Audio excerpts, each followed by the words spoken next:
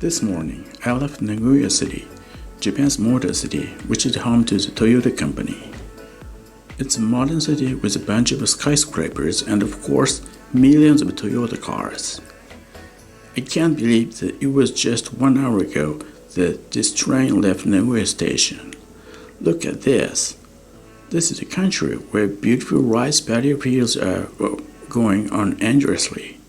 The destination today is Magome-juku and Tsumago-juku, old post towns from samurai era, which have not changed much for hundreds of years. People say there you feel like you have time slipped 300 years ago. Here we are. This is Nagisu Station, the gateway to time traveling to samurai period.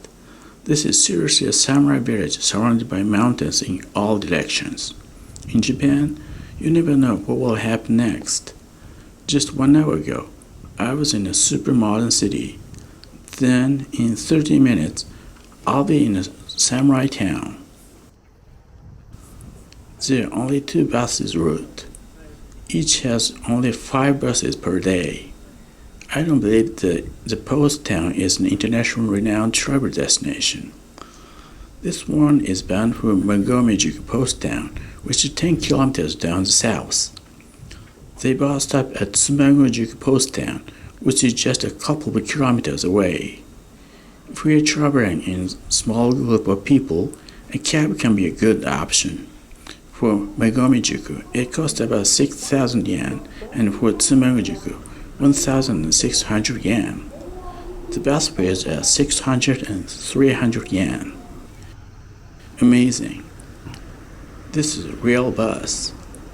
Things changed a lot in the last decade. When I came here 12 years ago, it was a minibus for 10 passengers. It was even too much because there were no other people. This village was not known to Japanese people, not to mention travelers from abroad.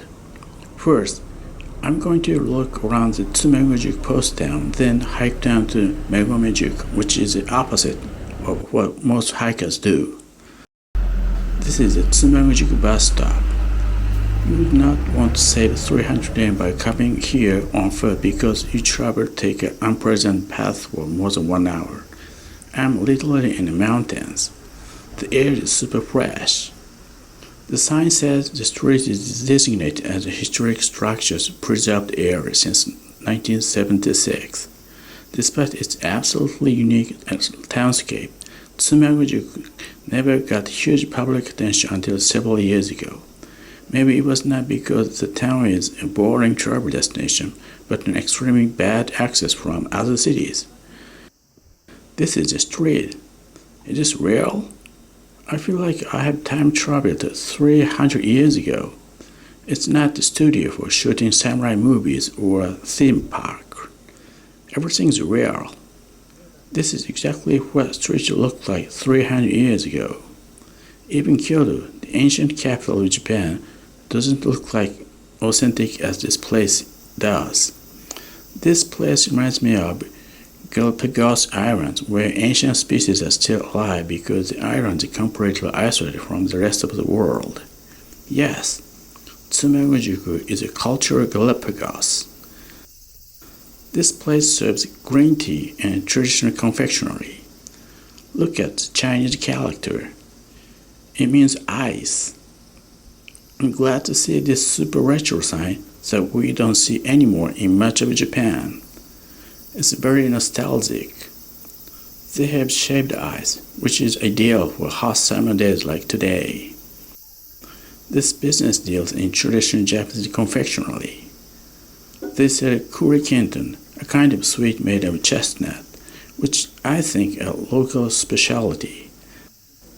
That white building is a Kura storehouse. The sign is the family crest of this business. And across the street, this is a shop. Back then, every single samurai and upper and middle-range merchant had their own family crest, which was passed down from generation to generation. On the other hand, smaller farmers and merchants, who made up 80% of the population, were not allowed to have family crests. Believe it or not, They are not even allowed to have their family names in the first place. This is why they take pride in their family crest. Most merchants and traders in samurai period had their kura storehouses to store their selling goods and fortune because traditional Japanese shops and houses were easy to break into for burglars.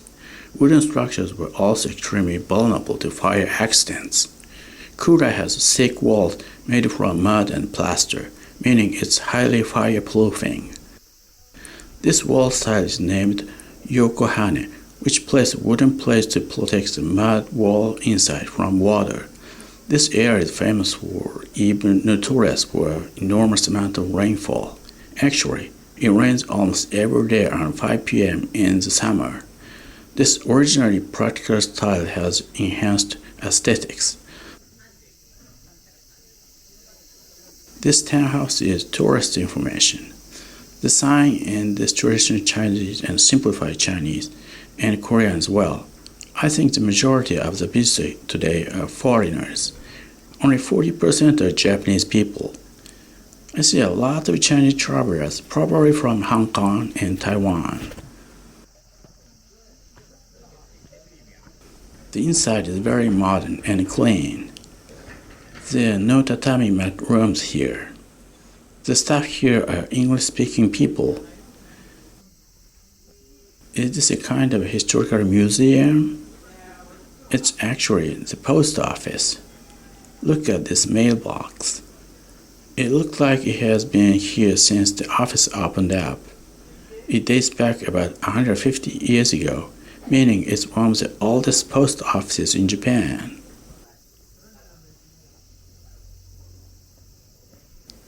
I think many businesses here are family-owned ones that date back to samurai period. Because this village town is so isolated from others, there has been few people who immigrated to this town or immigrated to others. Those families have been living in the same places for 300 or 400 years now.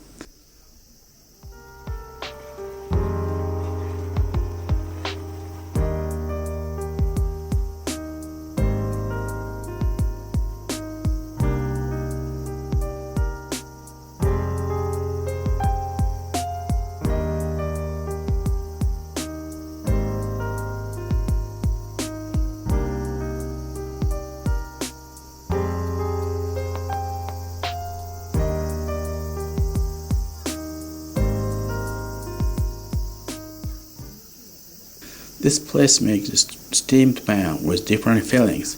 Look at the basket steamers. They are exactly what they were in Edo Period or 300 years ago.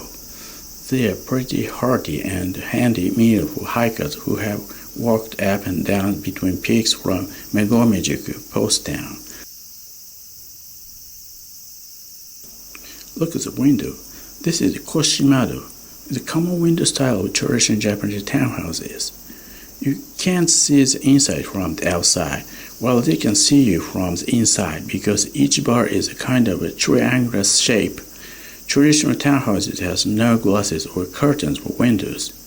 Japan is notorious for its sticky and humid summers. Before the air conditioner was invented, people tried to cool down their rooms by letting more air flow into them. There's one thing that is missing in this town. I've not seen a single electric pole or wire, which is so common in Japanese streets. Do they live a life like Amish in North America? Not really, I guess. The local regulation here are to preserve the old townscape since the Edo period. You can buy a house here, but you can't renovate it in your favorite ways. There are some other regulated streets like this in Japan, but they are not as strict as this town right here. As this place was developed as a post town on a major road between Tokyo and Osaka, I see traditional Japanese inns. In Edo period, there are about 30 of them. Back then, this route was named Nakasendo or Kisoji, which was one of the 5 major routes of Japan. Nakasendo route has 67 post towns along its 500-kilometer trail. Back then, thousands of travelers walked on the road right here each day.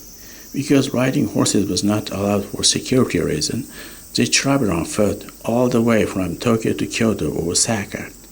While modern bullet train connects the two cities in 2.5 hours, it took about 20 days for samurais to travel between them. I just checked the Shanghai's log. He traveled 40 kilometers in a single day, passing 6 posts from Suhara Post to Nakatsugawa one, including this one. Samurais had really strong legs. This is a traditional inn. It's named Matsushiroya. I'm checking its website. One night with breakfast and dinner is just 10,000 yen. Dinner looks modest but very unique. It comes with locally caught fish and locally grown vegetables. Staying here without meals is only 5,000 yen. It's a steal.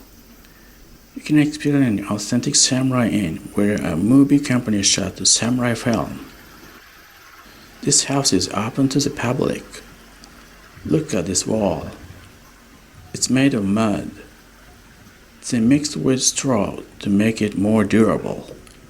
I'm really impressed that mud wall can last hundreds of years. Concrete one would not survive that long. It was a typical house for lower and middle class people. Look at that. This is a heating of a samurai period, which is called irori. Can you really believe it? There's no fireplace or chimney. I don't think that room was filled with smoke though. First, they burned charcoal, not firewood, meaning it generated much less smoke. Second, the ceiling was so high that the smoke didn't come down to the floor. In winter, this town is covered in snow so deeply. They need to keep burning it 24/7. Past this point, you're going to literally time slip into Edo Period.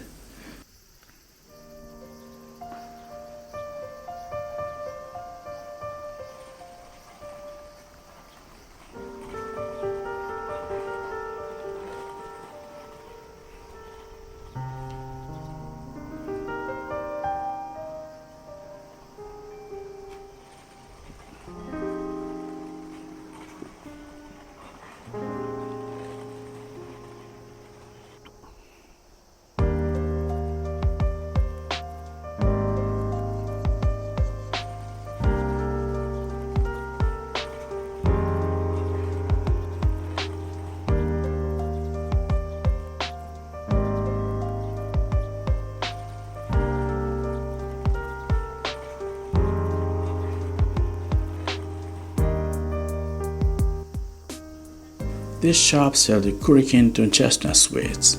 They must produce high-quality chestnuts.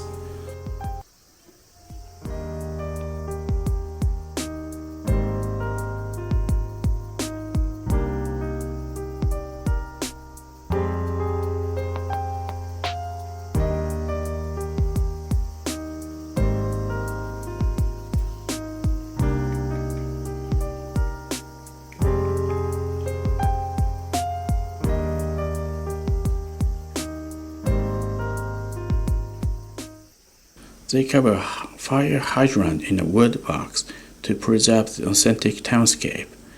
I would not feel like smoking on the street. One mistake can ruin the whole thing. A serious fire accident hit the whole area of Magome-juku 100 years ago. This is why we don't see old houses over there as many as right here in Tsumago-juku. Locals here must be really afraid of an accident. They can lose everything overnight, and it will never come back again. This place looked like an inn. It's my first time seeing a real straw-made raincoat, which I saw many times on TV. It rains like a storm in this area. I wonder how much they can keep their body dry with that kind of stuff. This is a liquor shop. There are various local blends of sake, rice wine. The areas along the Kiso River produce high-quality sake, meaning the water of the area is very good. When it comes to red and white wines, what really decides the quality is grape. So the best wineries are usually in the best vineyards. This way, they can start to process the grapes as freshly as possible. On the other hand, all that makes the best sake wine is water. Water containing minerals would never make good sake. Only super clean and soft water are privileged to do that. The very area along the Kiso River satisfies this demanding requirement. It looks like this is almost at the end of Tsumago Post Town. To reach the Magome-juku post, I need to walk down the south 8 kilometers. It's going to be a 2.5-hour hike. Most people start hiking from Magome-juku to this post though. No way. The sign said the trail ahead is closed due to landslides. There's the other route along the river. I should not go there today. I hear thunder so often, meaning it can rain soon. I know that once it rains, it's like a storm. The thing is, I didn't bring my umbrella, and it's extremely hot today. It's 35 degrees Celsius, which might cause me dehydration. I think I can do it, but it would not be very happy with all sweat on my body. Today, I'll go around this post town, which has more to explore. Summers in Japan are crazy. Temperatures almost reaches 40 degrees. So many people call the ambulance to be treated for dehydration. Some of them even die. To enjoy the hike between two posts, an umbrella is a must-have item in the summer. Even on a perfect clear sky day, it can rain like a storm around 4 p.m. Japanese summers are almost deadly. To avoid dehydration, it's better to bring at least a 500 milliliter bottle of water. You can call an ambulance, but it won't come right away to mountainous area like this. You should have it certain times of the day for hiking on the trail in the mountains to avoid the other risk. Dangerous animals like black bears and wild boars are nocturnal. They are more active around dawn and sunset. It was Tokugawa shogun who ordered to build 5 major routes across Japan, including this Nakasendo route right here. Do you want to improve trade and information exchange between different cities and regions to make people's life better? Not at all. It's actually all about hostages. To consolidate his control over 300 feudal lords across Japan, Shogun ruled that every single lord should leave his wife and son as hostages. They were ordered to live nearby Shogun's castle in Tokyo.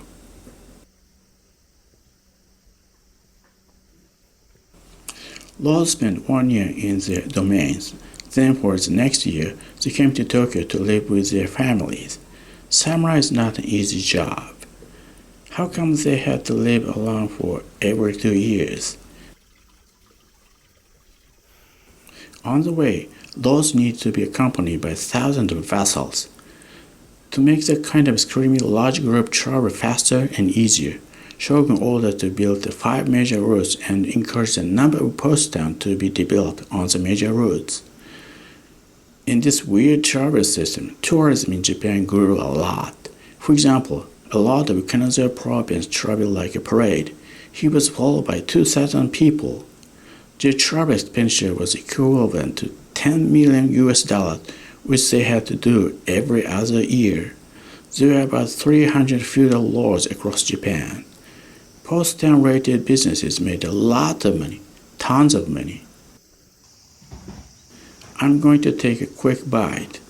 This is gohei mochi, a popular local specialty of this region.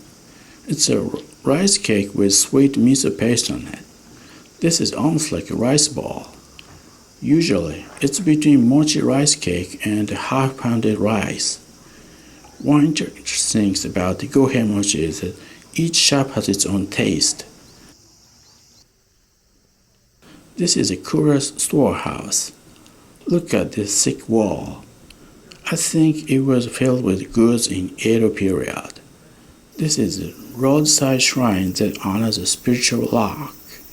It's not 100% Shinto shrine because locals named it Jizo Busatsu, which is a Buddhist deity known as the guardian of travelers. In Edo period, Shinto and Buddhism were actually mixed together. This old practice has almost gone extinct in much of Japan, so this is an extremely rare thing. This roof style is very rare. It is Ishi-okiyani or stone-placed roof in English. It's a very old style that was common in the 1600s. Later, shogun banned it because it could help spread the fire. I only saw it in samurai movies. When Japanese people think of an old road between Tokyo and Kyoto, they think of Tokaido Road. Nakasendo was a secondary road. The reason is simple. It stretches along the coastline of Pacific Ocean. Tokaido Shinkansen bullet train goes along with. It was easier to travel along the Tokaido Trail, which went through plain areas. Most feudal lords and pilgrims to Ise Shrine liked it over Nakasendo. However, the only drawback was that it went across two massive rivers which tend to flood. Once that happened, travelers had to wait weeks to traverse them. So, people who need to save time and money took Nakasendo. It was said that the accommodation on Nakasendo was 20% cheaper than on Tokaido. Tokaido was like flying with a famous airline company, and Nakasendo was a budget airline. This is why townhouses in this post town look modest. I like this low-key and quiet vibe here. For example, I don't like hustling and bustling traditional townhouse area in Kyoto. They are really crazy. I'm so hungry, I need to eat something. This inn has a restaurant. The name is Fuji Oto, which is ranked the best inn in Tsumago-juku by TripAdvisor. I checked their website and found that all rooms are already booked for the next 6 months. This garden is nice. When Japanese people travel to Nagano Prefecture, what they first eat is soba buckwheat noodles. To appreciate the taste, zaru soba or cold soba on strainer is the best. We need to slap the cold noodle which stick together. There's no way to eat it without slapping it. That way, flavors of soba, broth, and wasabi explode in your mouth all at once. Slapping noodle is not just about culture. It's a logical and rational thing. Soba is healthy food that is rich in various vitamins and minerals. If serving steak is gasoline, soba is a lubrication oil. This soba is mediocre. I feel a bit disappointed. If you ever had a chance to visit Nagano City, I highly recommend you to try a soba restaurant. They are all amazing.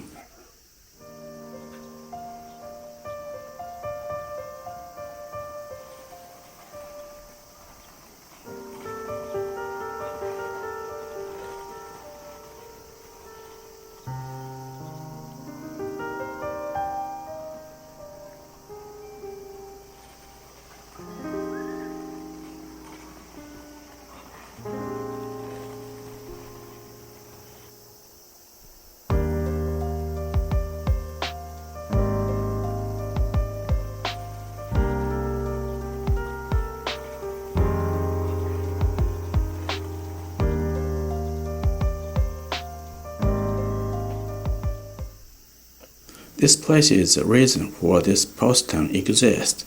This is Honji, the accommodation only available for feudal lords. People in classes other than samurai were not allowed to stay here. It's open to the public, so let's take a look. I can see a nice entrance for lords on the right. I feel sad because visitors can only go inside through this back door. It's a shoji paper window.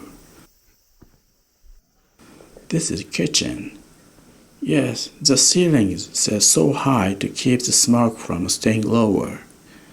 There's nothing fancy at all. This is a very modest accommodation for lords and samurais. This place is 50 people at maximum. I think only lords of small domains stayed here. Nakasendo was a practical and down-to-earth route. The alcoves and hanging scroll are there, meaning lords sat just right here. This is a bathtub. This is a toilet. The warning says, don't use it. That means there was someone who dared to do it. No way. They put tatami mats around it. I don't get it. I wonder how they clean the mess. There are two things that I don't understand about samurais. Their weird hairstyle and this toilet. I love this town's simple and quiet vibe. Everything is so well reserved that I was able to immerse myself into Samurai Period. Despite its international recognition as an amazing travel spot, it's not a tourist city at all. But things can change. In several years, a cutting-edge train called Maglev train is opening up between Tokyo and Nagoya. It can travel at 500 km per hour, twice as fast as the Shinkansen bullet train. One of the stations is in Nakatsugawa, just a few kilometers south of Magome-juku. The train can travel there in 40 minutes from Tokyo. Tens of thousands of tourists are expected to rush into this authentic samurai town each day. Then, we will see another Kyoto, a hustling and bustling traditional townhouse street. Don't worry, the new train is opening in 2027.